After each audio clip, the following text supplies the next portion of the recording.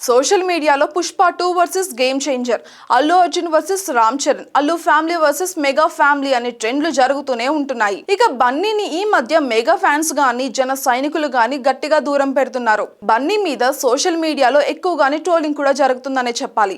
Bunny fans సైతం తగ్గేదే లేదంటూ మెగా ఫ్యామిలీ మీద దారుణంగా ట్రోలింగ్ కూడా చేస్తున్నారు.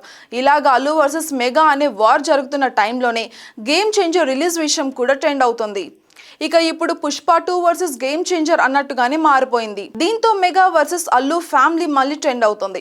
రెండు ఫ్యామిలీల మధ్య గొడవలున్నది నిజమే అని, అందుకే సినిమాలతో పోటీ పడుతున్నారని నెట్టింట్లో అంతా కూడా అనుకుంటున్నారు ఇప్పుడు. ఇక బన్నీ మీద జరుగుతున్న ట్రోలింగ్ గురించి తాజాగా హైపర్ ఆది కూడా మాట్లాడారు. అశ్విన్ శివం బడ్జెట్ ట్రైలర్ లాంచ్ ఈవెంట్ లో హైపర్ ఆది మీడియా నుంచి ఎదురైన ప్రశ్నకు సమాధానం అయితే ఇచ్చారు. బన్నీని ట్రోల్ చేయడం కరెక్ట్ కాదన్నారు హైపర్ ఆది. ఆయన నేషనల్ అవార్డు విన్నర్, అలాంటి వారిని ట్రోలింగ్ చేయడం అస్సలు సరికాదని ఆయన చెప్పుకొచ్చారు. ఇక కళ్యాణ్ గారికి కానీ మెగా ఫ్యామిలీకి కానీ ఎలాంటి ఫీలింగ్స్ ఏ ఉండవు. వాళ్ళంతా ఒకటి. ఎప్పటికైనా అల్లు అర్జున్ మీద ట్రోలింగ్, మీమ్స్ వంటివి ఆపేయాలని కోరుకున్నాను అని ఆది అయితే అన్నారు. అయితే కేవలం బన్నీ మీద మాత్రమే ట్రోలింగ్ జరగడం లేదు.